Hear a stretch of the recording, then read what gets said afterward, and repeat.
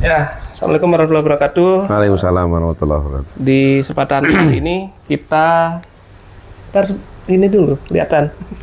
Kita akan ngobrol tentang apa cerita di balik layar tentang keberangkatan jamaah Rapita Bali di Syawal kemarin tanggal 1 sampai 12 April.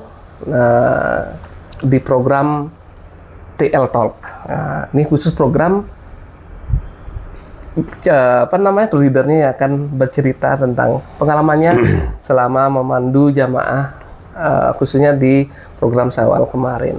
Dan sekarang saya sudah berada bersama Pak Askoro selaku TL program Syawal kemarin.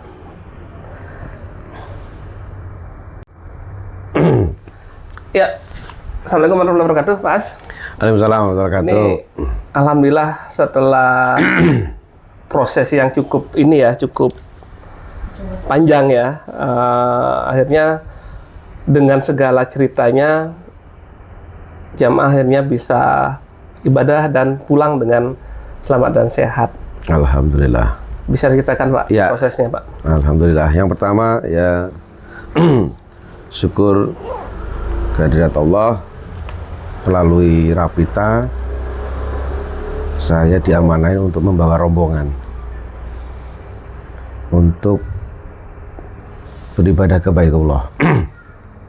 Yang menjadi satu catatan buat saya selaku pribadi beberapa kali membawa jamaah itu, di Rapita keterlibatan secara personal dengan jamaah itu sudah dimulai sejak saat jamaah itu baru menanyakan ada paket umroh. Nah, kemudian kita adakan pendekatan dan sampai akhirnya closing dengan kita membawa ataupun mengantarkan pengurusan paspor.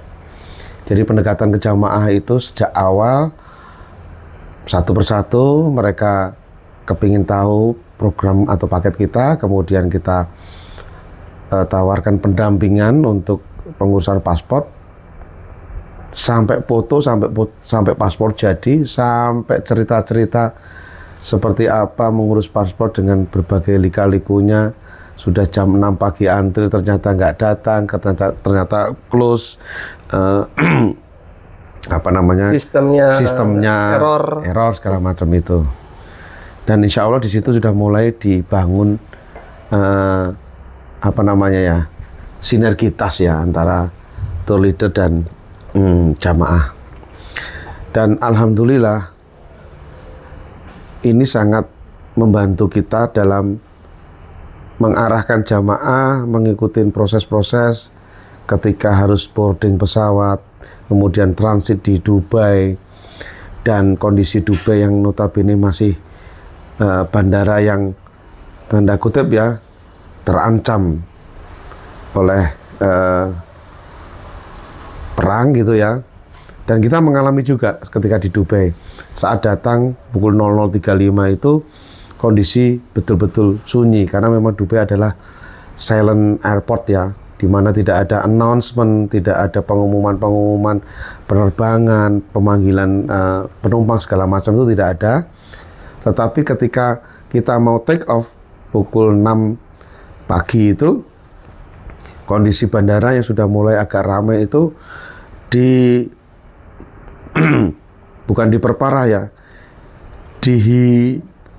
ada satu hiburan bagi kita semua, hiburan jantung maksudnya ya, sport jantung, di mana tiba-tiba di bandara itu keliling mobil polisi ya, mobil golf gitu ya, itu menginformasikan untuk seluruh penumpang menjauh dari jendela dan dari kaca-kaca, segala sesuatu yang bersifat kaca, dengan dua bahasa ya, bahasa Inggris dan bahasa Arab.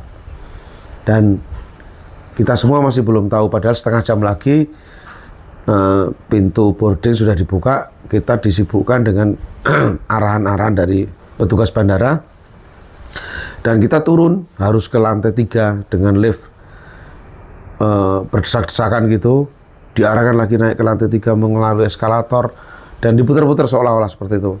sampai kita mau boarding lagi setengah jam kemudian kami belum paham apa nih maksudnya dari pihak bandara ini. Apakah ini simulasi? Apakah memang betul-betul sedang ada ancaman dari luar? Nggak tahu kita. Alhamdulillah kita bisa sampai boarding, sampai di pesawat dengan kondisi pertanyaan dan kecamuk kekhawatiran ya, ini ada apa di sebenarnya tadi. Seluruh penumpang ini, pesawat yang kita pakai seperti halnya dari Bali ke Jeddah itu adalah B300 ya, dengan maskapai Emirates. Itu penumpangnya kalau satu lantai saja, ini 2 lantai ya pesawat ini. Pesawat Airbus A300 ini dua lantai. 380 ya. Itu lantai pertama itu 450 seat. Belum lantai kedua. Ya. Nah, lantai kedua memang tidak sebanyak lantai pertama, tapi lantai satu aja sudah 450 seat. Kurang lebihnya ya mungkin bisa sampai 600 sampai 700 penumpang itu. Itu kondisi pesawat 80 sampai 90% full.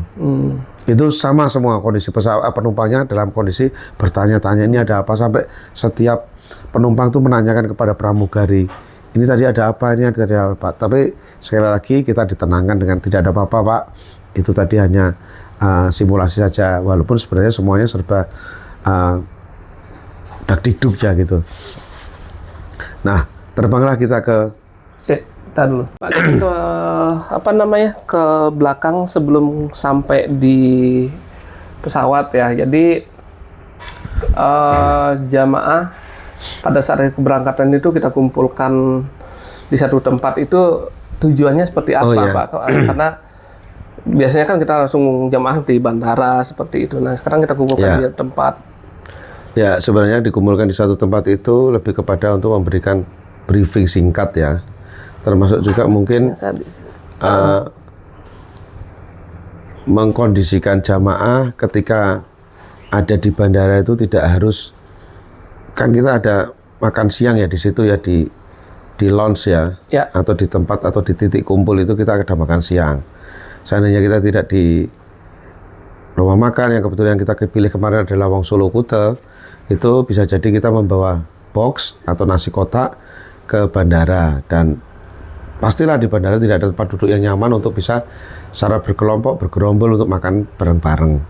Nah, ini lebih kepada bagaimana kita mengkondisikan jamaah tidak seperti itu. Tidak seperti halnya kita makan yang lesehan dengan kondisi kesiapan untuk berangkat. Tentunya kan secara mental mereka perlu kita bangun dari awal. Ya. Itu. Jadi alhamdulillah lounge ketika berangkat itu sangat membantu jamaah untuk merasa, kalau orang Jawa bilang itu diuwongke gitu ya, merasa diorangkan gitu ya. Tidak seperti halnya ya, masing-masing travel pasti punya pertimbangan sendiri, tapi bagi kami ini menjadi hal yang cukup baik untuk membangun psikologis jamaah. Bondingnya dengan jamaah. Bondingnya dengan betul. Itu ya. Betul. Jadi lebih terkoordinir juga seperti itu ya, bisa namanya. Ya. Nah, terus dari lounge, makan siang, segala macam, briefing segala macam, baru kita ke bandara. Dan proses check-in sendiri gimana, Pak? Lancar? Ya, alhamdulillah di bandara kita tidak membawa koper. Kenapa? Karena sudah dibawa oleh tim dari Rapita lebih dulu. Jadi jamaah hanya tinggal naik mobil saja dengan shuttle lah ya bahasanya gitu, langsung ke bandara, lenggang kangkung, karena kopernya sudah ada di bandara lebih awal. Dan otomatis prosesnya tinggal kita datang menghadap di meja atau counter check-in ya. Sementara koper sudah tersiapkan di sebelahnya. Nah, sekali lagi ini tergantung dari seperti apa petugas di bandara itu, apakah mau mengkondisikan setiap jamaah, apakah grup, itu saya pikir tidak bisa kita kemudian pukul rata. Pasti kalau kita pakai seragam yang sama, perlakuannya sebagai layaknya grup. Belum tentu juga itu. Belum tentu juga itu. Sesekali ya petugas itu memberlakukannya random ya. Sesekali bisa dengan santai. Grup udah jadi satu semua. Nanti kita urus bagasinya. Tinggal serahkan semua paspor sama apa namanya. Ini biar kita keluar boardingnya. Itu juga enggak juga seperti itu. Nah, kebetulan kemarin kita petugas tetap mengendaki satu orang membawa satu kopernya masing-masing. Tapi karena sudah kadung tercampur ya asal koper aja, tidak sesuai dengan nama. Yang penting satu orang check-in sekaligus kopernya, itu saja. Ya alhamdulillah cukup lancar karena tidak pakai antri. Ada 3 counter Emirates, kita dikasih 2 yang free untuk mempercepat gitu ya. Dan itu kan waktu nggak sampai 10 menit. Nggak sampai 10 menit, kita sudah bisa menuju ke imigrasi. Demikian juga di imigrasi tidak ada pemeriksaan yang jelimet gitu ya, karena semuanya sudah serba elektronik ya, tinggal barang-barang penumpang nggak ada yang harus dikeluarkan, harus ditinggal. Alhamdulillah dari awal kita sudah wanti-wanti, kita sudah kasih informasi bahwa yang harus dibawa dan yang tidak boleh dibawa itu kita mention secara tegas supaya tidak akan mempersulit proses gitu. Seperti hal yang paling sederhana, mungkin korek api, mungkin gunting kuku, cairan-cairan yang lebih dari 100 mili. Alhamdulillah sudah teredukasi dan jamaah tidak ada yang membawa. Sehingga ini mempercepat proses di imigrasi. Lanjut ke, kan ini jauh ini dari imigrasi ke gate-nya Emirat itu hampir yang paling ujung ya. Betul. Sedangkan kita kejar-kejaran waktu dengan waktu maghrib itu. Betul. Gimana mensiasati dengan jamaah itu, Pak? 18.30 waktu masuk maghrib ya. Sementara boarding dibuka itu belum sampai jam 19, karena 19.40 kita terbang. Jadi pintu boarding itu dibuka 19 kurang. Nah, kita menghitung ya 18.40 masuk maghrib, sementara kita harus berbagi antara jamaah ikhwan, jamaah cowok dan jamaah cewek, harus ada yang menjaga tas gitu ya, dan jarak nih yang utama. Gate 9 itu paling ujung, betul Mas, sementara untuk musolanya itu di gate 6, itu pun di lantai bawah, betul. Kalau boleh dihitung jarak, kurang lebih 200 meter mungkin ada ya Mas. 200 meter. Kalau orang normal ya tidak masalah sih ya. Tapi kalau ada yang jamaah sepuh, ini akan menjadi sulit. Sehingga kita putuskan kita sholat di pesawat. Karena memang betul, begitu di HP itu azan berkumandang, gate sudah dibuka. Dan kita dipanggil duluan karena kita berseragam. Grup dulu gitu ya, grup dulu masuk. Nah, grup dulu itu karena di tiket juga ada kan ya, 3, 4 angka itulah yang menentukan. Dan ternyata grup kita pun tidak sama, ada yang 3, ada yang 4, ada yang 7 gitu ya di tiketnya itu. Dan waktu itu saya ngomong, kalau disatukan saja bagaimana, nanti di dalam baru dipisah, yang penting masuk dulu. Maksudnya di dalam itu dipisah itu kan karena berkaitan dengan pilihan seat yang ada di boarding itu, nah baru diarahkan. Kalau yang EF itu sebelah kiri, yang sebelah kanan itu, nah itu nanti sebelum masuk ini. Oh iya dah Pak, nggak apa-apa Pak. Akhirnya kita bisa dahulukan. Dan begitu masuk pesawat, sudah duduk, langkah awal adalah langsung sholat maghrib isya. Karena posisi jadi sholat di pesawat akhirnya. Di pesawat. Kita sudah posisikan, kita bisa kondisikan, jamaah sudah dalam kondisi berwudu. Berwudu. Sehingga begitu duduk langsung langkah yang diambil adalah sholat maghrib disambung dengan isya jamak qashar. Tuh. Ya. Jadi memang dengan spare waktu seperti itu memang agak susah kalau kita memaksakan diri untuk sholat di musola di bandara. Ya. Gitu ya. Oke. Selama perjalanan gimana Pak? Perjalanan lancar, alhamdulillah 8 jam ya. 8 jam itu alhamdulillah lancar dan banyak jamaah yang excited. Excitednya itu karena saking enaknya tidur ya, mungkin ada 3 jamaah dari Karangasem itu kan tentunya dia sudah sejak pagi berangkat ya. Jadi sudah melakukan perjalanan Karangasem Denpasar, terus kemudian harus antri, harus berjalan, capek gitu ya. Jadi sampai di pesawat itu langsung tidur. Dan ketika enak-enaknya tidur harus bangun hanya untuk disuruh makan. Dan dia heran, saya pikir saya dapat lalapan ini. Gitu. Itu enak ini, enak-enak tidur disuruh bangun makan lalapan. Gak taunya makanan apa ini? Apa ini tuh bukan berarti gak enak nih. Karena bagi mereka asing ya. Ya memang asing makanan di pesawat kan bisa dibilang jarang atau bahkan tidak pernah kita temui ya dalam keseharian itu. Jadi makanannya itu kalau dari sisi tes nggak usah nanya katanya, enak ini makanan enak ini. Tapi saya nggak tahu makanan apa itu. Makanan apa?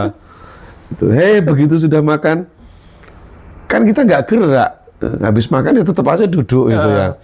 Ya otomatis habis makan ya tidur lagi katanya. Tidur lagi. Dibangunkan lagi, suruh makan lagi. Nah, sebelum makan kita memang bangunkan, memang ini sudah waktunya masuk subuh. Belum sih, nggak pakai subuh karena waktunya kan kita jeda 5 jam ya. Jadi kita hitungannya sih makan lagi itu sebenarnya makan malam. Loh tadi makan apa? Kita tanya gitu. Ya ini makan larut malam gitu. Kenal lu. 1 jam sebelum landing itu kita makan lagi. 1 jam persis.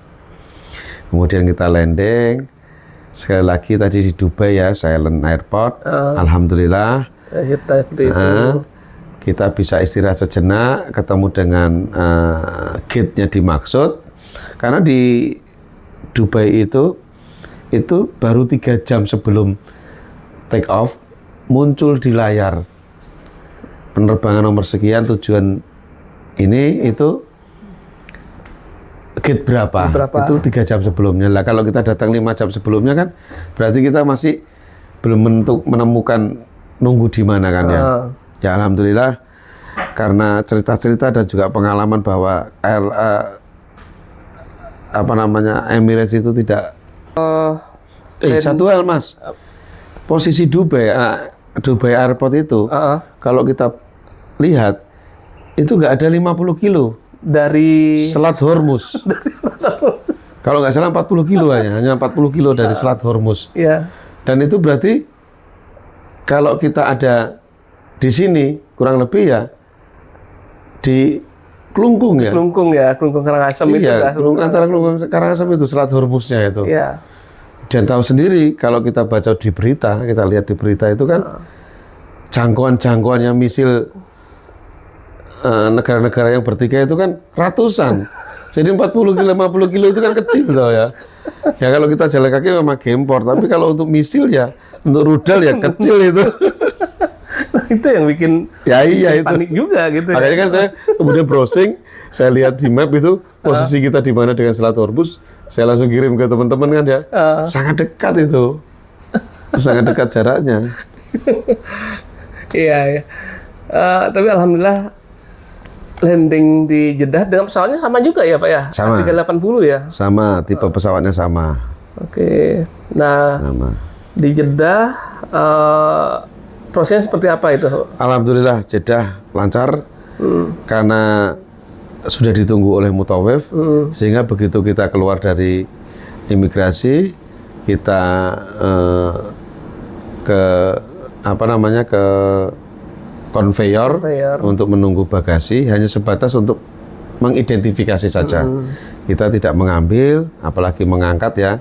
Kita hanya sampaikan sama porter bahwa koper-koper kami sejumlah ini ya. Waktu itu kita berangkat sejumlah 37 ya, 37 koli ya.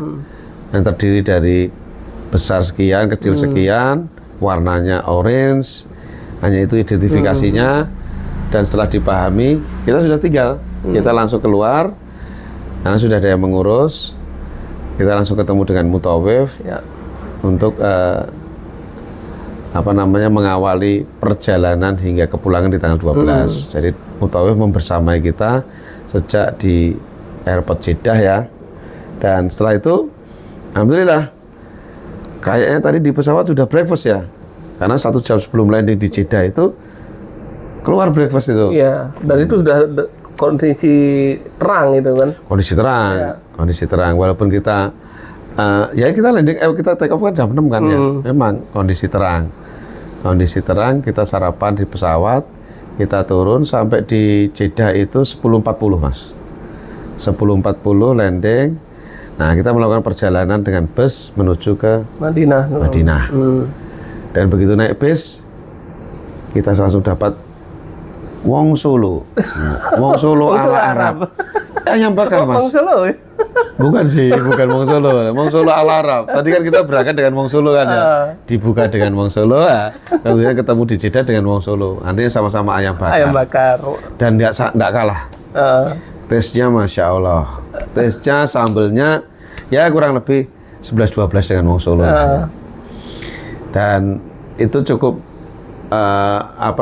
menghibur sekali karena sudah masuk waktu makan siang, langsung disikat habis. Walaupun saya lihat teman-teman sebenarnya kayaknya baru tadi kita ketemu dengan breakfast, sekarang kok sudah harus makan lagi gitu. Maka dari itu kesan jamaah yang pertama kita tidak sama Rapita, kita tidak dibiarkan lapar. Ya, berangkat tadi sudah kasih makan di Wong Solo, kemudian kita dibekali dengan roti-roti. Rotinya gede-gede lagi, ya kan? Rotinya gede-gede, dan bahkan banyak jamaah tidak sempat makan. Jadi sampai di Jeddah, bahkan sampai di hotel pun masih utuh. Masih utuh. Bu. Iya. Jadi apa-apa dari sana aja. Berarti akan terlambat dari jadwal. Dari jadwal semula ya, karena kan kita perhitungan setelah asar kita sudah sampai Madinah. Betul. Sebenarnya 40 menit, Mas. Sebenarnya 40 menit saja dari sisi delay pesawat. Iya. Tetapi kan sekali lagi di lapangan, kemudian transit itu juga bukan delay ya, tapi lebih kepada situasional, teknis, seperti halnya apa. Ternyata driver base-nya itu belum makan, Mas. Belum makan. Iya. Sebenarnya bukan belum makan, tapi belum sempat makan atau tidak ada waktu untuk makan. Sehingga sampai di rest area kita untuk mengambil sholat jamak qashar duhur asar itu, mereka ya sholat ya makan. Nah itu cukup makan waktu. Yang kalau kita coba kondisikan dengan itinerary itu 30 sampai 40 menit itu 1 jam lebih, Mas. Lumayan ya? Iya, 1 jam lebih.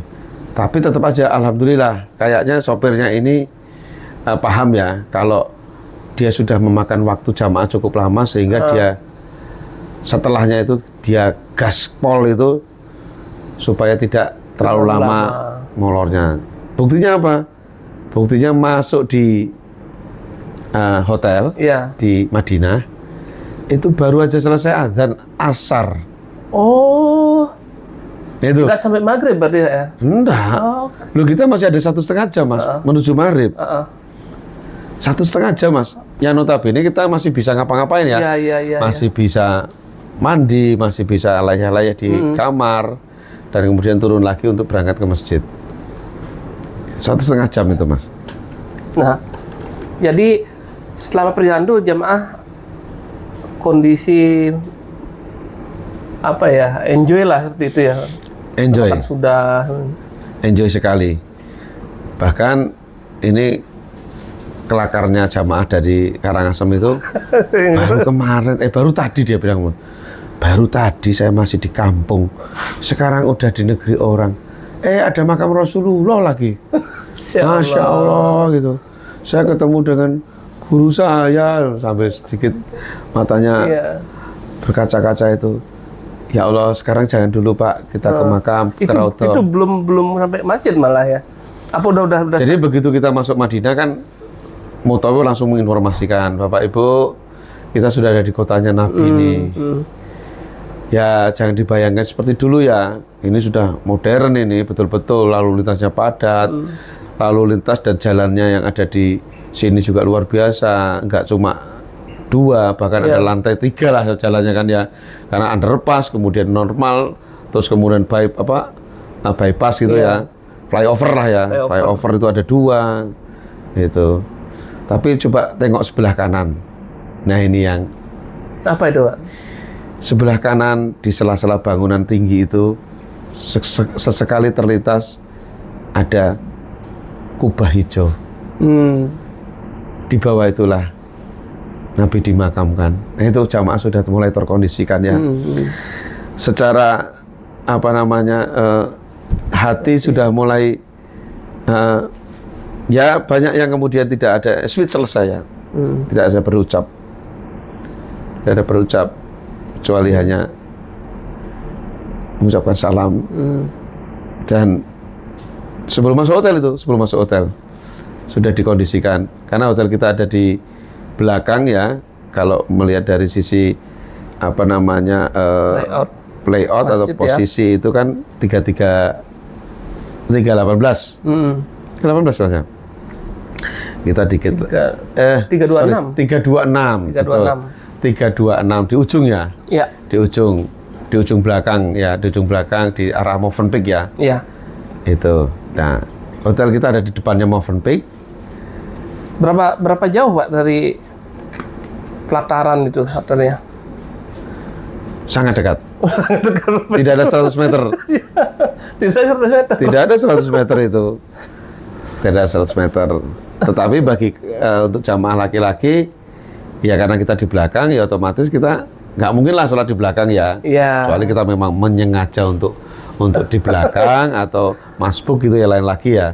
Tapi kalau laki-laki ya memang harus di depan, artinya harus di dalam masjid.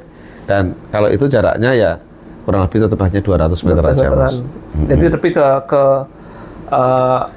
pelatarannya itu nggak sampai 100 meter. Sangat dekat. Ya, dekat sekali. Ya. Oke, jadi itu ibadah. Ada kesan nggak dari jamaah setelah pertama kali sholat? Di Madinah kita dapat maghrib, kemudian kita tanya sebelumnya, jamaah kita kumpul dulu ya, karena ini baru pertama kita masuk masjid, kita kumpul dulu. Ada pengenalan di lobi, pengenalan ada area gitu, Pak. Ya, jadi kita minta 30 menit sebelum adzan maghrib sudah untuk kumpul di lobi, kita baru sama-sama menuju ke Nabawi. Di Masjid Nabawi kita sedikit penjelasan singkat saja bahwa ahwat sebelah sana, ikhwan sebelah sini. Kemudian sebaiknya masuk kalau masih ada space, kalau masih ada tempat, kalau masih ada waktu, masuk di dalam masjid. Kemudian sandal itu sudah mulai diedukasi dengan tadi ini fungsinya tas ini ya, ini tas ini ya, Mas. Tas ini tuh apa? Ini selalu dibawa karena di bawah ini kosong, ini memang space khusus untuk sandal. Nah, space untuk sandal, kemudian ini untuk ya apalah, mungkin ada botol kosong, karena nanti kita selalu pulang tuh dengan isian zam-zam. Terus kemudian ada sajadah, apalah gitu ya. Ini tas ini fungsinya seperti itu dan sangat cocok sekali karena ransel kan ya, ransel. Jadi alhamdulillah banyak jamaah yang merasa, dan ini bisa dipakai untuk menyimpan ya uang ya. Sebaiknya kita memang kondisikan ya, sebaiknya uang saja yang dibawa, nggak usah identitas lain. Toh identitas lain sudah terekap jadi satu di Sisko Patuh, yang dikalungkan selalu, jangan pernah lepas. KTP gitu. Nggak usah KTP, paspor. Nah. Ada yang nanya, betul, ada yang nanya, KTP bawa nggak, Pak? KTP di sini kalau ditanya tuh, ini fungsinya buat apa nggak jelas gitu. Gitu. Karena hanya untuk Indonesia aja KTP. Paspor itu sama juga, paspor itu nggak perlu dibawa. Bahkan waktu itu kan kita belum mengumpulkan kan ya. Bahkan setelah ini langsung kumpulkan ke saya ya. Semua dikumpulkan di TL, paspor biar kita keep. Sebagai penggantinya ini barcode-nya di Sisko Patuh itu sudah semua. Begitu kita barcode-nya kita scan itu nanti akan memunculkan identitas diri kita lengkap itu. Nah, terus apa yang dibawa? Ya uang saja. Uang pun juga secukupnya, kecuali kalau memang berniat untuk belanja. Mungkin uang itu untuk sedekah, karena ketemu dengan, jangan berharap ya di sana nyari kotak amal ya itu. Nggak ketemu. Terus mana kotak amalnya? Itu yang pada berdiri itu, yang bersih masjid itu kotak-kotak amal Bapak Ibu sekalian. Oh, jadi sedekah ke situ ya? Iya. Atau kalau mau jariah beli Quran. Iya. Tapi saya nggak lihat sih di Madinah ada orang-orang jual beli orang jual Quran tuh yang di atas kursi roda ya. Kursi roda itu nggak ada. Saya nggak lihat tuh. Kalau di Makkah ada. Jadi kalau mau sedekah mushaf ya nanti insya Allah ketemu di Makkah. Ya. Gitu. Nah, yang untuk di Madinah sendiri kan, nah setelah sholat itu kesan dari jamaah gimana Pak? Yang pertama kali setelah mereka sholat di Nabawi itu. Ada beberapa jamaah, ya ada beberapa jamaah yang sengaja nggak pulang Mas, menunggu Isya. Oke. Ya memang di awal sudah kami sampaikan. Ini sebenarnya maghrib itu sudah siap di resto itu untuk makan malam. Tapi kalau Bapak Ibu masih kenyang, daripada bolak-balik, tunggu saja di situ. Walaupun jaraknya dekat ya. Betul, walaupun jaraknya dekat. Karena kalau sudah makan harus bergerak lagi menuju masjid kan biasanya kan, aduh perutnya penuh nih gitu kan ya. Nah, mendingan nunggu aja di masjid. Nanti setelah Isya, insya Allah masih buka kok restonya. Tuh. Nah, di situ kita minta supaya teman-teman, ayo sama-sama ormet, orientasi Medan. Jadi posisi kita ada di mana, gerbang kita masuk tadi ada di mana, gate-nya ya. Terus kemudian, insya Allah besok pagi subuh, Bapak Ibu sudah terpetakan lah ya. Terpetakan ini Nabawi ini. Dan alhamdulillah subuh nggak ada kawal-kawalan. Saya duluan Mas, saya lebih dulu, saya kemarin. Nah itu terkondisikan hingga akhir di Makkah pun seperti itu. Tidak ada kita sama-sama kita ke masjid, nunggu nggak ada. Semua sudah mandiri, ibadah mandiri, terus kemudian pergerakan mandiri, termasuk belanja pun mandiri. Itu yang apa namanya yang tidak atau yang baru pertama kali, karena ada satu jamaah yang sudah pernah siap, yang rata-rata memang 99% belum pernah ya. Itu begitu Mas. Jadi dia apa namanya nafsu belanjanya nggak terbendung, ya toh? Begitu lihat ada toko buka sedikit, dia mampir, ya toh? Tanpa sadar bahwa nanti ada waktunya. Iya. Tapi namanya juga tukang belanja Mas, pasti pandai mengeles. Katanya 3 hari. Kalau nggak sekarang kapan lagi? Ada aja. Lu silakan Pak. Bahkan harus borong di sini. Madinah itu tempatnya untuk belanja. Memang di Mekah nggak bisa. Oh bisa juga, sama aja.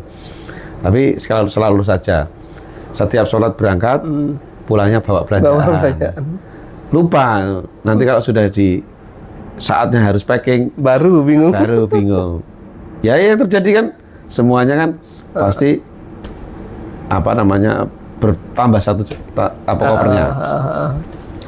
Itu jadi hari pertama di Madinah alhamdulillah lancar. Hari kedua ikhwan akhwat sudah jatahnya untuk masuk Raudhah, itu juga alhamdulillah aman. Walaupun ada 2 jamaah yang tertinggal, tetapi sudah bisa dikondisikan untuk ketemu dengan rombongan akhwat. Ya. Itu. Oke, jadi dengan 3 hari di Madinah, apa kira-kira yang menarik Pak ya, dengan apakah dari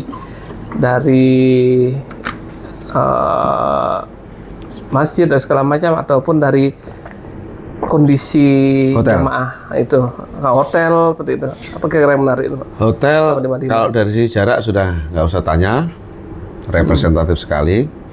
Kondisi makan juga standar saya pikir ya, tidak ada yang wah, tidak ada yang standar. Yang pasti tidak membuat kecewa jamaah, komplain jamaah, atau bahkan sampai tidak berselera makan. Yang terlambat ada kemarin ya, lihat ya. Yang terlambat, karena yang tidak dapat jatah makan itu bukan karena terlambat Mas. Bukan karena terlambat. Jadi ceritanya itu dia datang ke hotel setelah Isya itu kondisi resto sudah tutup. Tapi bukan salah restonya, salahnya dia ternyata setelah Isya itu dia coba nyari restoran sate onta. Ini yang dari Karangasem ini Mas Anggi ini. Insya Allah. Ada-ada aja nih. Baru aja landing sudah nyari onta. Nah, ternyata di tempat itu di restoran ada sate ontanya itu antri, Mas. Dan mungkin dia sempat antri ya, sempat masuk di dalam antrian. Iya. Tapi melihat kok lama, sementara dia sudah lapar. Hanya putuskan aja pulang ke hotel. Qadarullah sampai di hotel, restonya sudah tutup. 9:30. Begitu. Ya pengalaman juga sih itu. Dari segi apa namanya, dari jamaah itu kayaknya nggak ada masalah dengan ini ya. Nggak ada. Makanan di Madinah memang di awal kita sudah sampaikan, Bapak Ibu yang tanda kutip ya sensitif terhadap rasa, entah lidahnya saking kentalnya dengan masakan rumahan. Nah, bisa jadi mengantisipasi secara mandiri. Apa itu? Boleh bawa abon. Ya ini kan antisipasi boleh-boleh saja. Mungkin bawa sambel. Mungkin bawa rendang. Apalah ya yang kiranya awet itu. Silahkan. Dan ada satu jamaah yang bawa sambal buatannya sendiri katanya. Sempat saya bawa karena waktu itu nggak sempat masuk di bagasinya, hanya masuk di bagasi saya. Itu kayaknya nggak sempat termakan, Mas, sambelnya itu. Nggak usah, ini aja udah enak katanya. Malah lupa. Bahkan saya sendiri yang terbiasa dengan sambal saset, hanya satu kepake. Selebihnya saya nggak, satu saset aja. Saya tawarin ke jamaah, Pak ini juga nendang Pak sambelnya Pak. Oh, alhamdulillah. Jadi lidah kita kan lidah Indonesia, jadi kalau nggak pakai sambel, nggak nendang, kalau nggak ada kerupuk, bukan makan katanya, itu sudah ada semua. Dan taste-nya juga sudah masuk. Sambelnya pedes juga dapat, kerupuknya juga udah ada. Jadi Madinah so far aman. Hotel, kamar juga. Kamar sih memang ya space ukurannya. Ukuran pasti berpengaruh bintang tuh ya. Tapi untuk ukuran bintang 3 diisi 4 orang satu kamarnya itu sangat representatif. Kita antara satu dengan yang lainnya masih ada space. Masih ada space. Setidaknya satu koper bisa masuk. Jadi tidak kemudian berdempet-dempetan. Enggak. 4 bed itu masing-masing masih ada space buat koper. Gitu. Di Madinah. Terus kemudian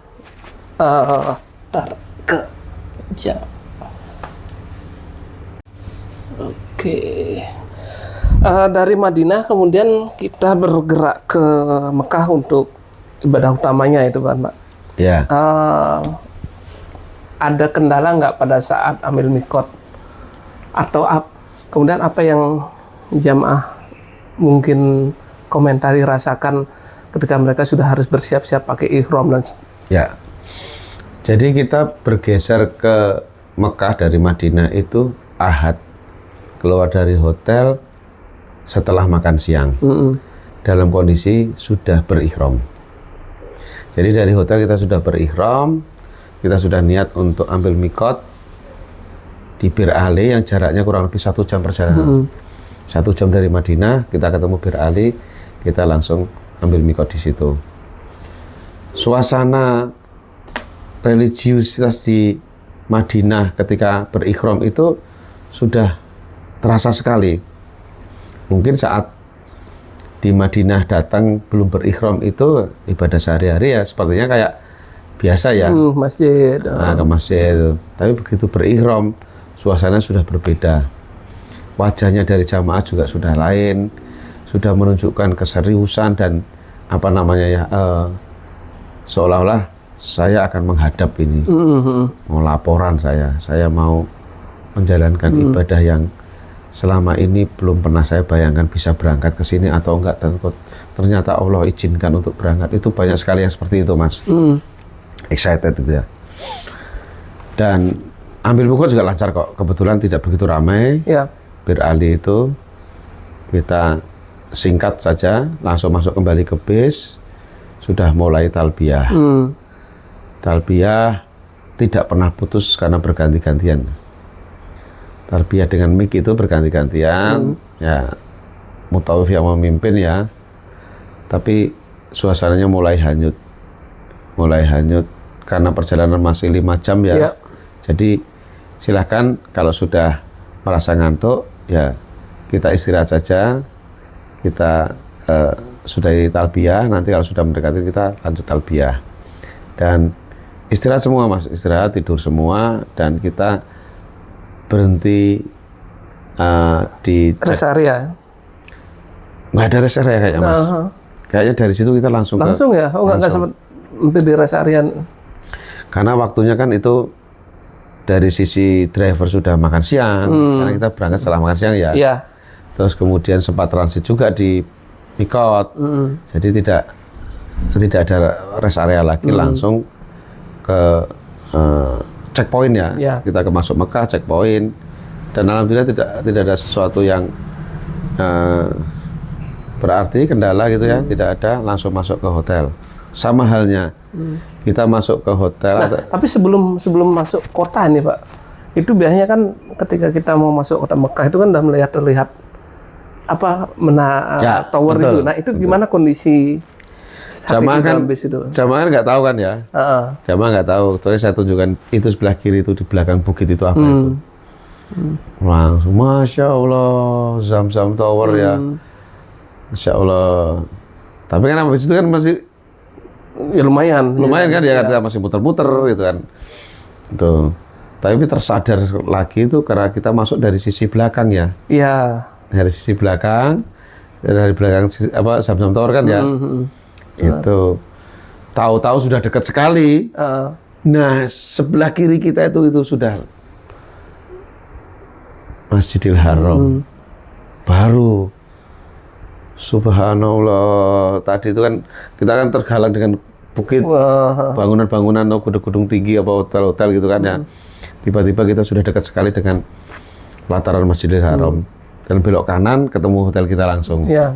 Hotelnya di Hotel kita di Safa Aska Safa. Ya itu sama juga jaraknya kurang lebih 200 meter saja dari pelataran. Iya, dari pelataran. Dan itu Jadi, hitungnya sangat dekat, Pak. Sangat dekat. Kalau untuk ukuran Masjidil Haram, hotel dengan kategori bintang 3, kualitas bintang 5. Bintang 4 itu, Pak. Kalau di depannya tertulis bintang 3, logo-logonya itu. Oh, logonya. Iya. Gininya kualitasnya Bintang 5. Bintang 5. Kalau saya hitung bintang 5 kenapa?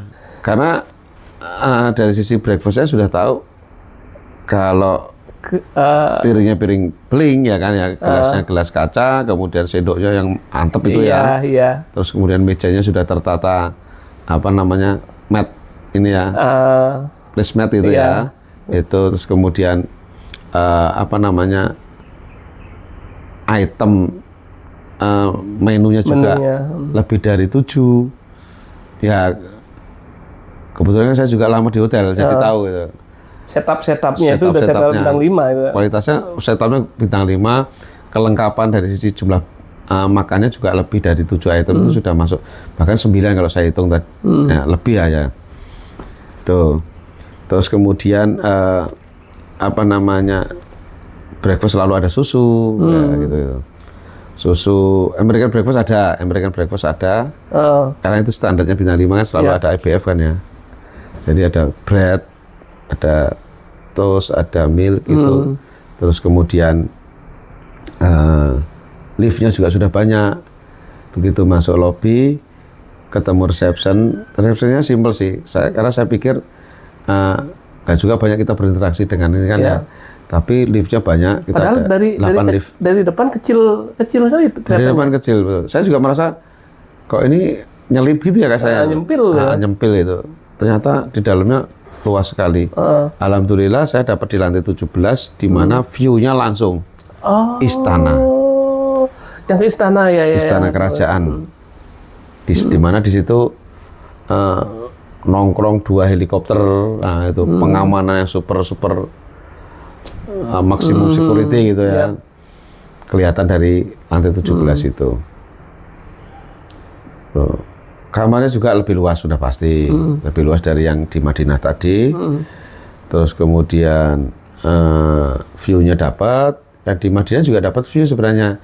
Tapi kalau ini view-nya luar biasa ini, karena langsung istana kerajaan, tamu-tamu negara ya itu kayaknya ya, tamu-tamu negara itu jaraknya sangat dekat, hitungnya sangat dekat. Kemudian bahkan kalau harganya masih masuk, kayaknya bisa dijadikan referensi selanjutnya tuh ya. Saya nggak tahu, mudah-mudahan harganya masih masih masuk. Karena akan berpengaruh sekali kalau untuk di Mekah, jarak hotel dengan efektivitas pergerakan jamaah itu sangat berpengaruh. Ya. Oke, setelah sampai di hotel, apa aktivitasnya, Pak? Apa langsung? Kita masuk di hotel itu menjelang maghrib. Oh, menjelang maghrib. Ya. Oh, sore sekali ya. Maksudnya nggak sampai malam lah, nggak sampai setelah isya. Nggak sampai malam. Karena tadi kita lihat Zamzam Tower tadi masih terang. Ya? Oh, kita menjelang maghrib. Iya. Menjelang maghrib. Tapi terus kemudian kita putuskan karena kita sudah berihram, kita sebaiknya makan malam dulu. Setelah itu sholat maghrib isya jamak qashar ya. Jamak qashar maghrib isya, baru berkumpul di hotel lagi nanti jam, kita kalau nggak salah ada 2 jam waktu untuk istirahat. Lebih jam-jam 9-an kita baru kumpul di lobi. Kumpul di lobi, kondisi sudah sedikit fresh lah ya, karena kita sudah makan, sudah sempat istirahat, bahkan ada juga yang tidur. Tuh. Kita turun lagi jam 9, terus kita briefing, terus kita mulai jalan. Apa yang terekam dari kondisi jamaah saat itu? Mulai kita masuk haram itu. Ya, sudah pasti excited-nya mungkin sudah habis di saat waktu di bus itu ya. Nah, setelah itu lebih excited lagi karena kita bertemu dengan mayoritas berihram. Beda dengan Madinah ya. Iya. Sehingga auranya, environment-nya, atmosfernya itu semuanya jadi satu, membuat suasana hati itu, ya itu tadi, ingin segera memulai proses tawaf, ingin segera melihat seperti apa Ka'bah itu, dan banyak yang tanpa sadar sudah lihat, karena sedikit sesekali terhalang, banyaknya jamaah, ada pilar-pilar segala macam, tanpa sadar ternyata sudah terlewat tadi Ka'bahnya.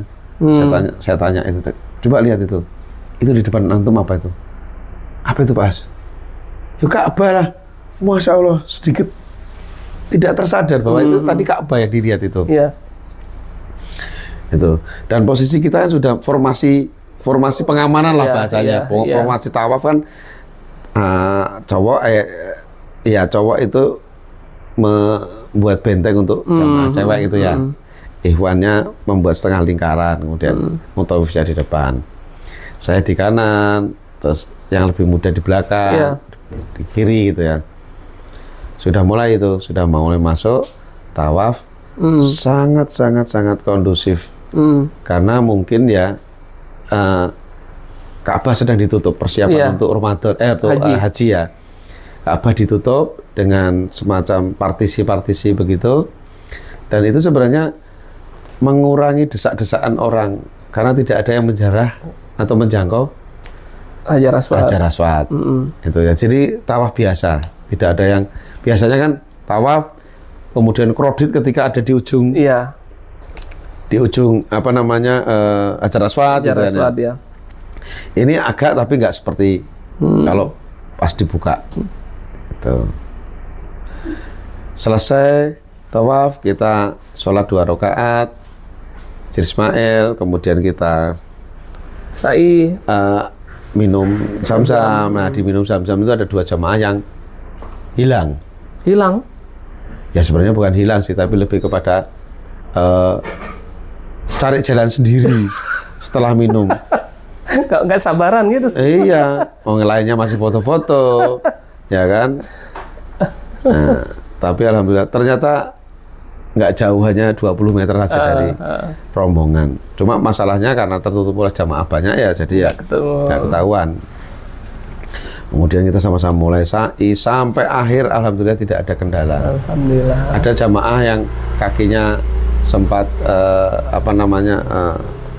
pecah ya, pecah ya, mungkin selama di Madinah juga tidak diberi pelindung dengan lotion atau apa gitu. Atau saking semangatnya keliling. Saking semangatnya keliling, nah itu tadi ya, nyari sate unta itu tadi.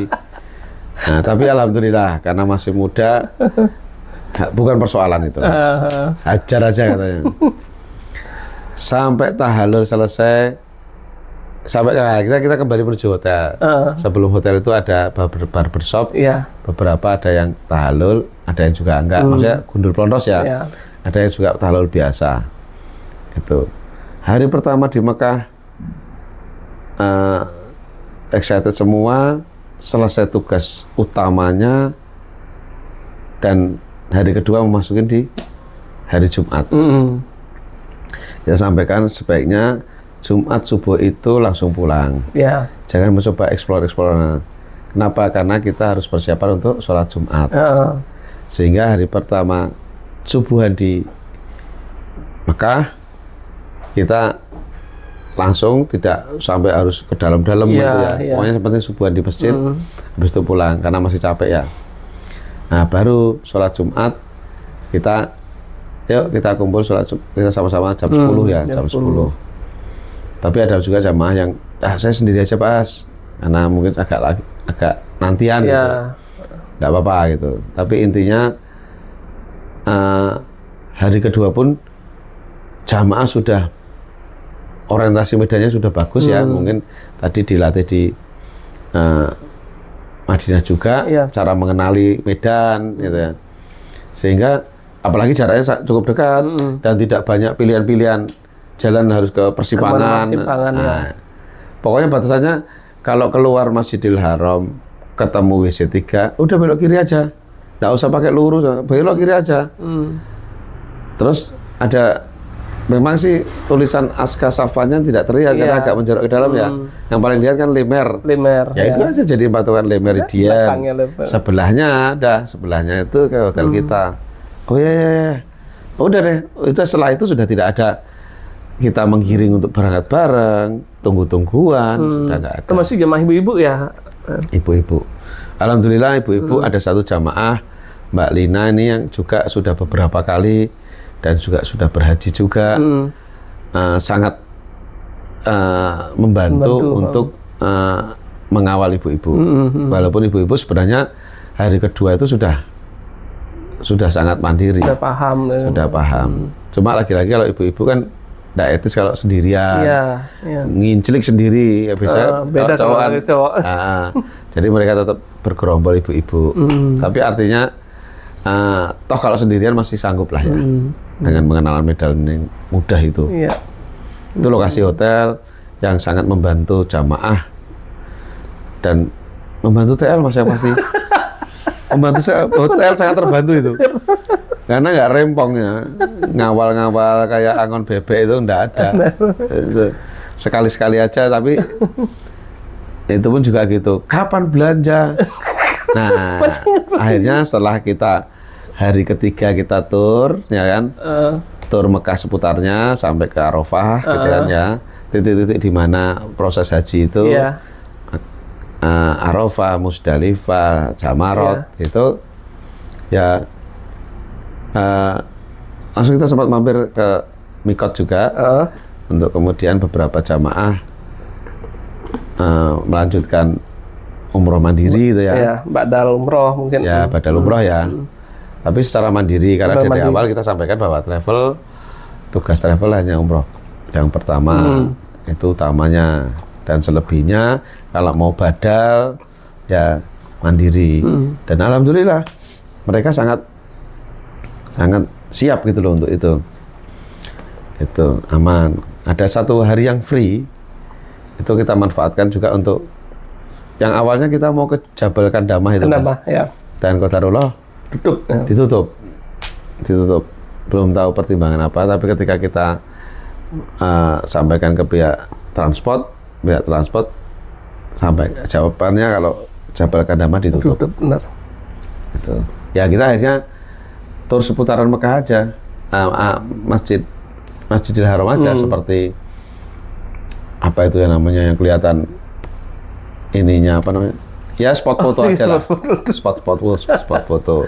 Terus kita juga explore itu kalau kita lewat sebelah sini gate 98 kita naik bisa sampai ke rooftop. Gitu. Itu aja kok. Karena kalau mau total mau explore Masjidil Haram gempor pasti. Gempor. Orang nggak usah sampai utuh Masjidil Haram. Ketika kita sholat masuk kan pasti digiring ke kiri, Mas. Iya. Ya kan, digiring ke kiri. Itu sebenarnya sudah setengah Masjidil Haram itu. Kenapa? Karena awalnya kita masuk dari sisi belakang kita itu ada Le Meridian. Begitu kita sholat, Le Meridian ada di depan kita. Berarti sudah setengah lingkaran kita. Itu gambaran yang saya sampaikan. Kalau sebenarnya kita sudah setengah dari Masjidil Haram yang kita jalan ini, dan itu sudah lumayan kan. Ada juga yang coba menghitung dengan apa di HP itu loh, jarak tempuh jalan kaki itu loh. Wah, ini sudah jauh nih Pak As ini, sudah 300 meter lebih nih. Loh iya memang. Gitu. Iya. Kemudian sempat ke Taif juga ya Pak ya? Nah, mungkin di Taif itu apa yang menarik atau yang perlu diperhatikan di Taif? Karena jaraknya juga jauh juga. Kalau saya mungkin, nah ini Mas, sesekali kita ketemu dengan armada atau unit bis ya, yang tidak mempunyai kualitas mic atau speaker yang bagus, sehingga penjelasan dari Mutawif tentang sejarah dan perjalanan, Taif itu apa, perjuangan Nabi di Taif bagaimana, itu tidak tersampaikan dengan bagus, hanya gara-gara kualitas. Sehingga dan saya pernah, waktu itu saya berangkat ke Taif itu dengan bis yang paling bagus yang pernah kita naiki selama di Mekah kemarin. Paling baru setahun. Sama Mas kualitasnya. Tidak bagus-bagus amat untuk ininya. Kayaknya ini perlu jadi pertimbangan juga. Apakah kita mensiasati juga dengan speaker mandiri ya. Misalnya ya, Mutawif dibekali dengan speaker gantung yang di leher itu, lebih kepada ingin memberikan penjelasan yang bisa diterima. Kalau penjelasannya itu nggak jelas, krepek-krepek, pasti yang dengerin juga nggak mau. Sebagus apapun penjelasannya. Padahal saya ini bagus banget nih Mutawif menjelaskannya ini. Detail ya. Detail. Jadi Rasulullah itu datang ke Taif itu ngapain, dalam rangka apa, terus di Taif itu bagaimana sambutannya dari masyarakat Taif, terus kemudian sejarah-sejarah seperti itu tuh kalau kemudian disampaikan setidaknya jamaah tergambar begitu luar biasanya perjuangan. Karena kalau lihat dari sisi kontur tanah Mas, keluar Mekah itu sudah itu apa namanya naik terus nanjak terus itu sampai Taif. Memang nggak terasa karena nggak ekstrim ya tanjakannya, tapi itu nggak pernah itu naik terus tuh. Tiba-tiba kita keluar dari bis, hawanya sudah dingin. Gitu. Dan ternyata dari tadi kita naik terus. Gitu. Dan mungkin besok-besok kalau ada jamaah yang bisa datang ke sana secara grup kecil, yang pakai bisa kendaraan sekecil HIS, tidak lewat jalan utama, tidak lewat jalannya bis. Katanya ada view yang lebih menarik lagi karena berkelok-kelok jalannya. Yang ada monyetnya nanti ketemu monyet itu ceritanya driver bis. Kalau bis nggak boleh lewat situ Pak. Gitu. Tapi sekali lagi Taif itu sangat menarik Mas. Terlepas dari situ ada naik apa namanya cable car, ada juga naik onta. Tapi sebenarnya kita ingin mengupas sejarahnya. Sejarahnya itu sangat. Nah itu penting itu sejarah itu tersampaikan. Tapi tentunya dengan penjelasan yang clear. Mutawif sudah bagus, menjelaskan sudah bagus. Yaitu tadi sekali lagi kualitas itu perlu jadi pertimbangan. Terus audionya bis lah ya. Audio bis betul. Jadi sempat ke Masjid Abbas ya. Oh nggak jadi, nggak sempat, itu ditutup Mas. Oh ditutup. Jadi Masjid Abbasnya. Iya, Oh. itu ditutup. Yang saya cerita pakai Masjid Adas, kan ada dua, Masjid Adas itu Masjid Abbas. Masjid Abbas itu yang besar. oh yang itu nggak mampir kita. Oh gitu. Yang ada yang ditutup. Yang Adas yang kecil ya. Pokoknya yang ada kejadian, coba nanti browsingnya ada kejadian 2 hari sebelumnya itu ada jamaah dari Bangladesh kalau nggak salah yang Jatuh. ya jatuh sehingga meninggal di situ. Itu insiden itulah yang membuat masjid itu ditutup. Oke. Tuh. Itu dan banyak jamaah yang buru-buru ngambil, jamaah yang ingin badal ya, yang buru-buru ingin ngambil mikot. Mikot. Ya, karena kalau ngambil mikot itu rutenya jadi berubah Mas. Iya, iya. Nah itu sudah disampaikan juga sama mutawif. Dari awal sudah disampaikan, makanya kita harus buru-buru. Kalau kita normal itu sampai maghrib Mas. Iya benar. Saya ngalamin itu pas azan maghrib nyampe di haram. Nah karena itu pertimbangan itu, jamaah-jamaah yang kepingin membadalkan umroh keluarganya itu ingin buru-buru segera kok ambil mikot. Makanya kita langsung ambil mikot. Setelah ambil mikot, kita sampai di... Tapi masih sempat ke cable car sama sempat. makan. Nah satu hal lagi nih, di cable car itu kita tidak berhenti Mas.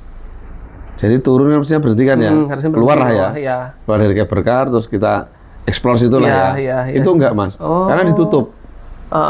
Sedang ditutup, ada renovasi. Sekali lagi, kayaknya Syawal ini banyak renovasi. Betul, kayaknya menjelang haji ini banyak hal yang harus dihadapi oleh jamaah. Kenapa? Karena pemerintah setempat pasti mempersiapkan segala sesuatunya untuk haji. Fokus haji ya. Contohnya, kita sampai di Arafah, kita tidak bisa sampai ke Jabal Nur. Oh. Ditutup juga Mas. Itu. Nah, ini catatan juga. Ya, jadi Syawal itu tadi sudah Ka'bah ditutup. Terus Jabal Nur ditutup. Iya. Kita mestinya bisa foto, bahkan bisa naik kan ya. Ke Jabal Rahmah nggak bisa, jauh Mas, ditutupnya sangat jauh itu. Oh. Tuh. Itu, jadi ya akhirnya kita sampai naik ke kayak tandon air gitu ya, untuk lihat seperti apa sih Jabal Rahmah dari kejauhan. Nggak sampai mendekat itu nggak bisa? Nggak bisa Mas, nggak bisa. Jauh itu, tutupnya jauh itu. Kalau yang tahun lalu alhamdulillah saya umroh itu memang sebelum Syawal tuh, sebelum Ramadan sih. Tapi sama juga Mas, kita masih bisa berfoto. Itu. Ya itu masih tutup tapi di bawah di dataran itu ya masih bisa. Oh sekarang lebih jauh lagi ya? Jauh, sebelum masuk ke itu udah tutup. Oh alah. Gitu. Karena memang di Arafah sendiri sedang persiapan, terutama di maktab-maktabnya sedang banyak pekerjaan kan ya. Sehingga juga mempengaruhi parkir bus itu. Jauh kita jalannya juga. Itu. Oke. Nah, selesai dari tur, kemudian kan habis kan ya, tur Mekah sudah, di mana tadi sampai Arafah, sampai Musdalifah itu. Terus kemudian tur Thaif juga sudah. Ada 1 hari free sebelum kita kepulangan di hari Sabtu Jumat pagi. Ya, Sabtu kita pulangan ya. Jumat pagi. Kita sampaikan kalau yuk kita mau ajak titik-titik di mana bisa belanja. Ya memang sih masih seputaran situ juga sih ya. Tapi setidak-tidaknya kalau mereka kita biarkan berbelanja tanpa informasi, ya kasihan juga nanti. Kasihan juga. Karena biasa sekali lagi, apalagi ibu-ibu saat makan itu kumpul itu mesti nanya, beli ini di mana? Berapa ini? Oh ada yang kok mahalan. Nah itu. Nah kita wajib memberikan informasi kalau beli itu di sini. Ya memang tetap aja harus pakai asaran nawar. Nggak bisa, kecuali kalau kita masuk bin Daud ya. Bin Daud baru ngantar segitu ya segitu. Tuh. Jadi selama Mekah kemudian karena jam makan nambah itu. Nah, jadi kepersiapan nanti Sabtu harus balik ya. Itu gimana?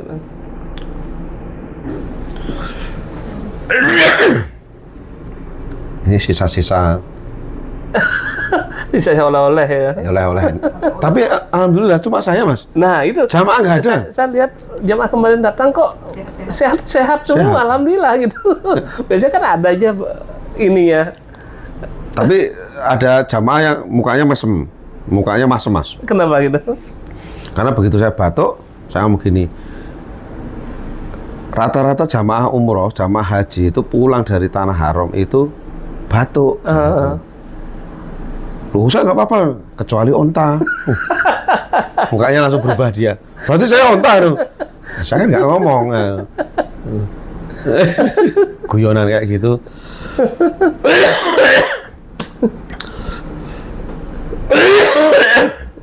Tapi betul Mas, saya yang batuk hanya saya sendiri. Yang lainnya sehat, yang lainnya tidak. Ya, masalah kaki pecah.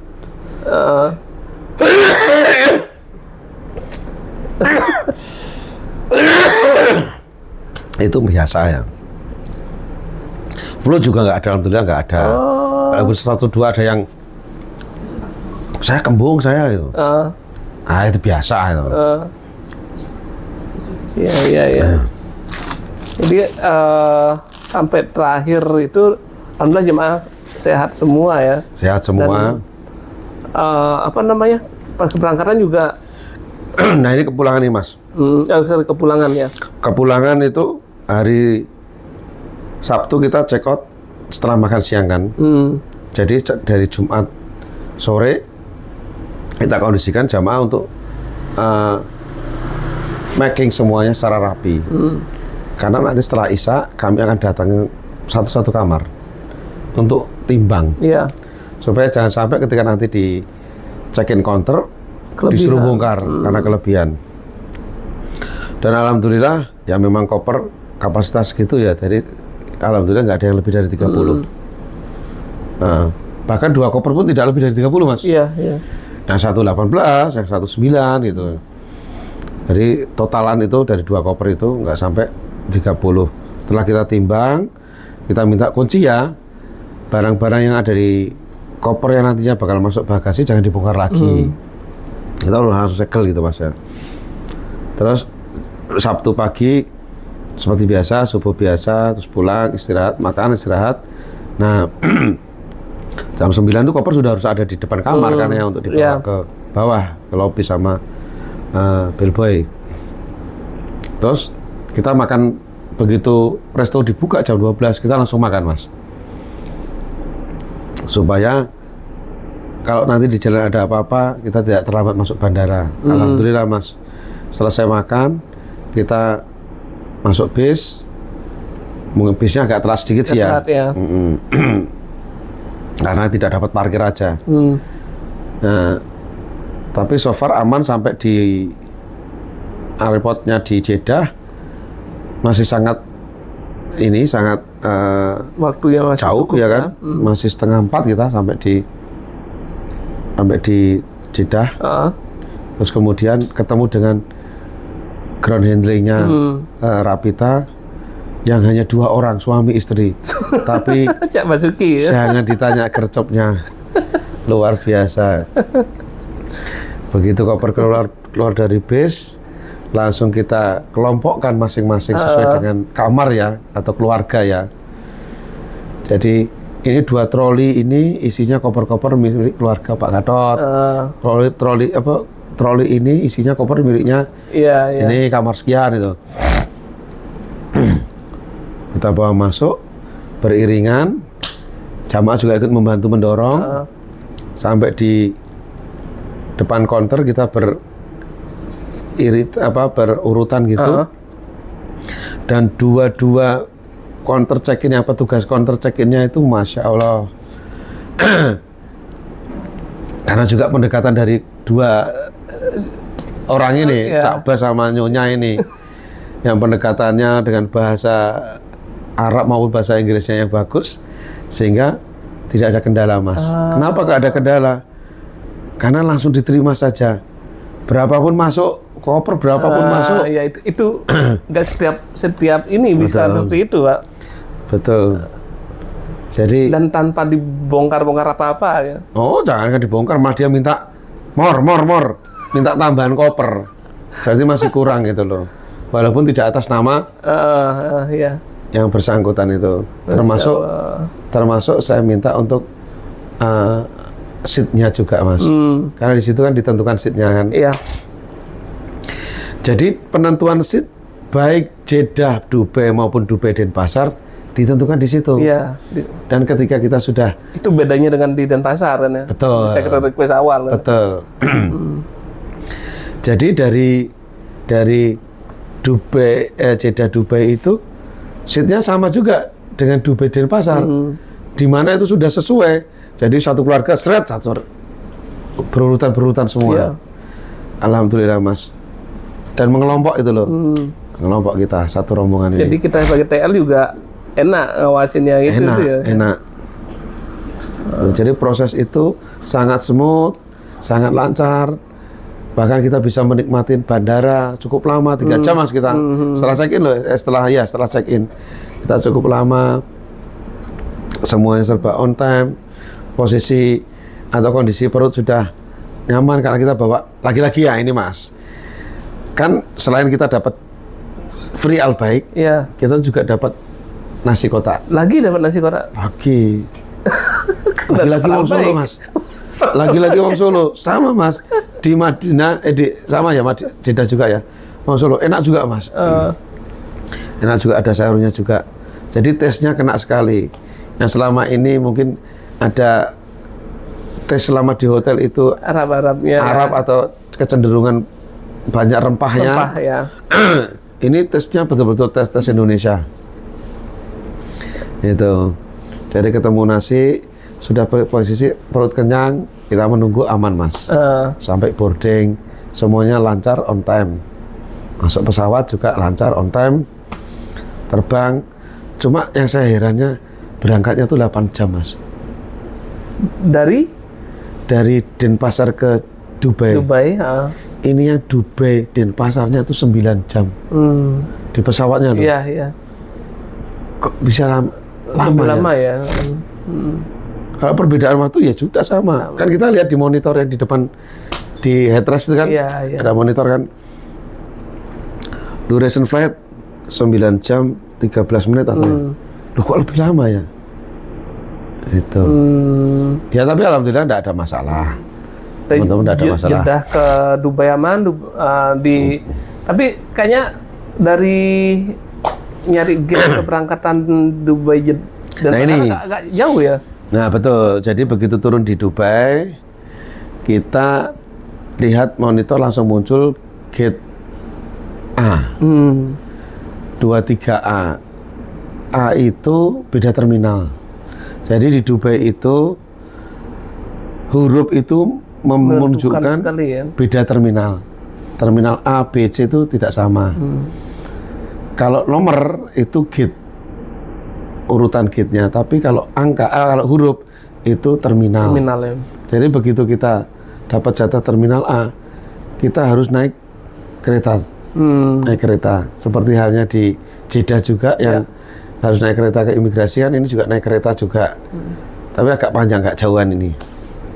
Tapi tidak ada masalah juga, karena semua penjelasan sangat detail dan petugas bandara juga welcome kok. Ketika ditanya sangat helpful gitu. Tuh.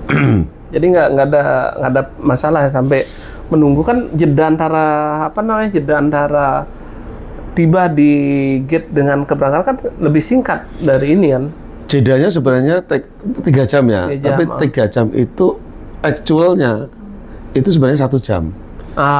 Iya. Karena dihitung 3 jam itu kan ketika pesawat landing.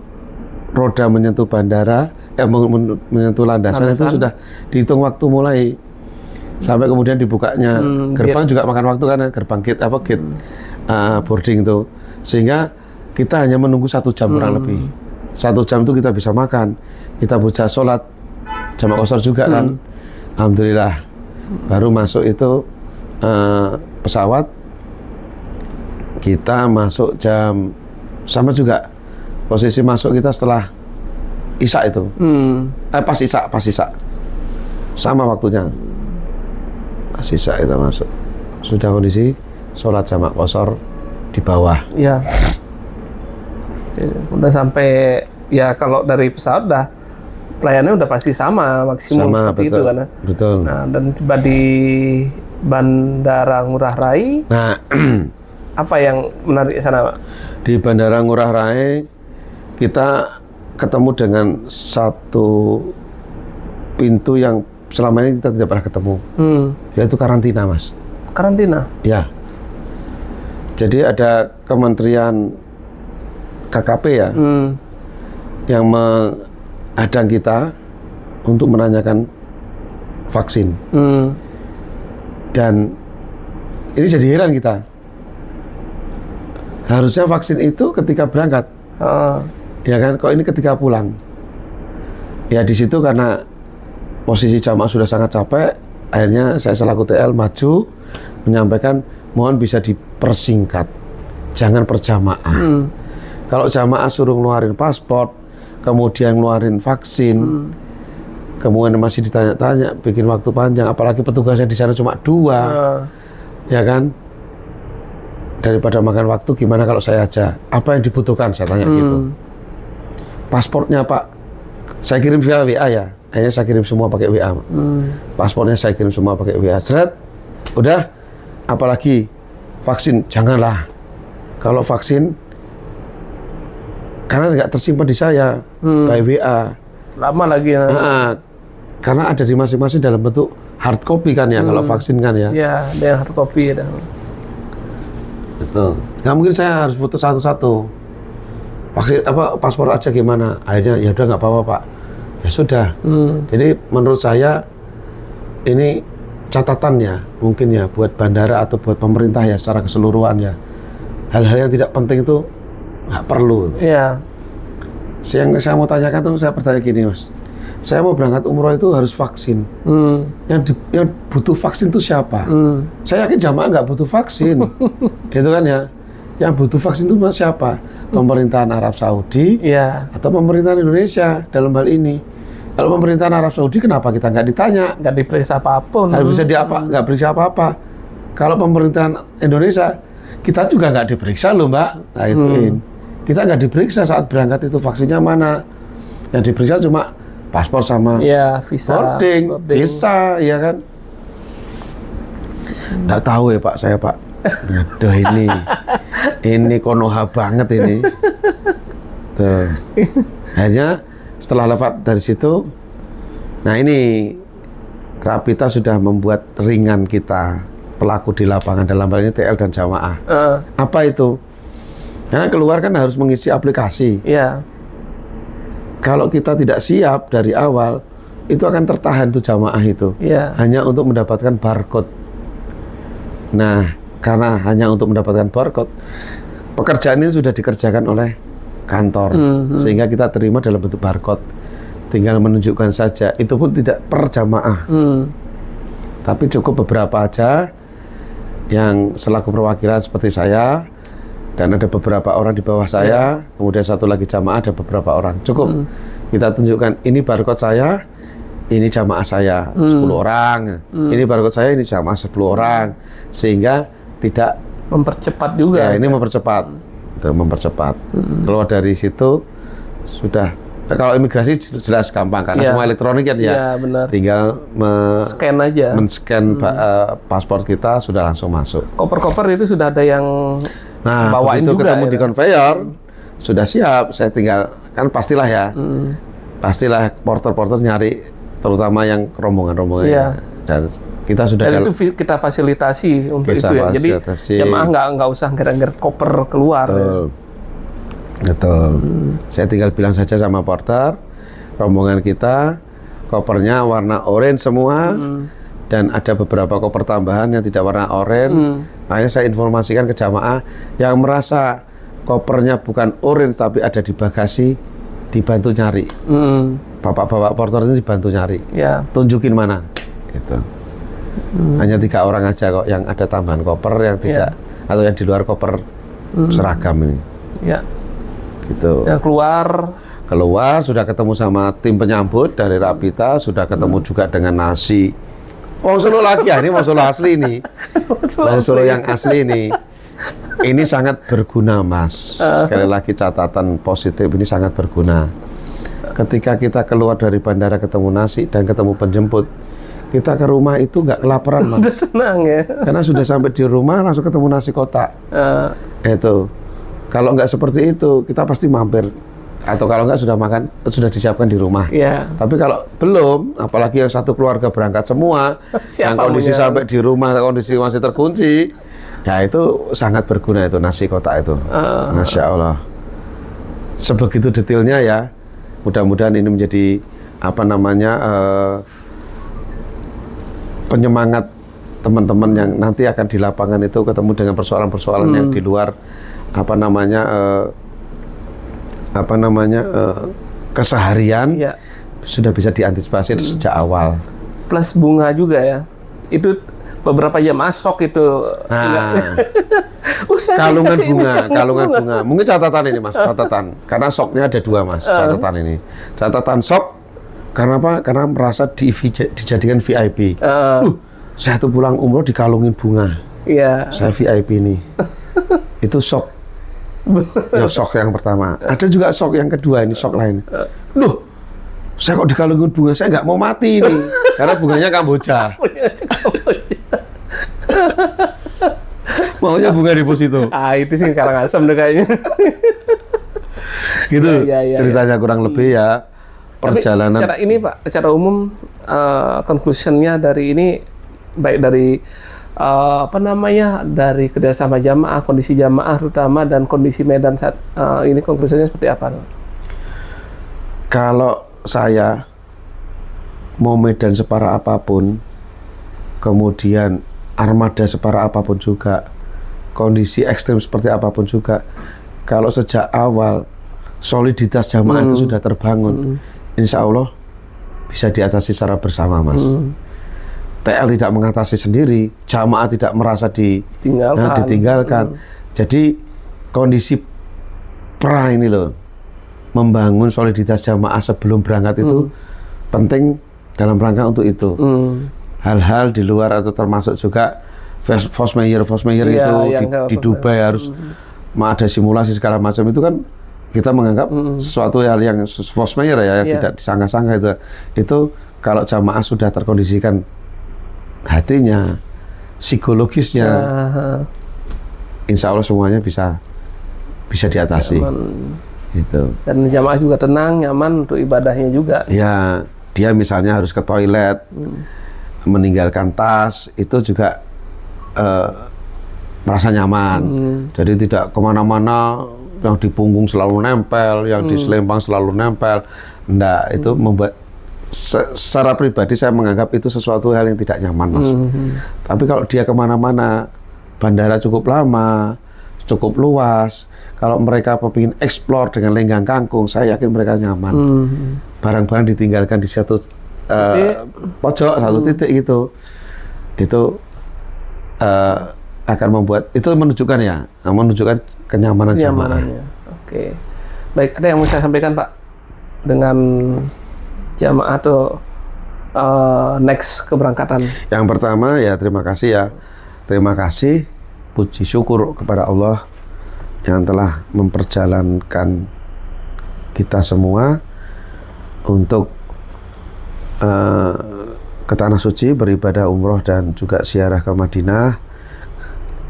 Dan perjalanan ini pasti ada hikmah-hikmah yang harus dipetik, baik secara total ya, jamaah maupun individu jamaah itu sendiri maupun travel. Catatan-catatan itu semoga bisa menjadi perbaikan-perbaikan, bisa menjadi peningkatan-peningkatan ke depan. Terima kasih juga kepada jamaah yang sudah sangat kooperatif lah ya, saya menganggap sangat kooperatif, bisa menjadi bagian satu dalam menjalankan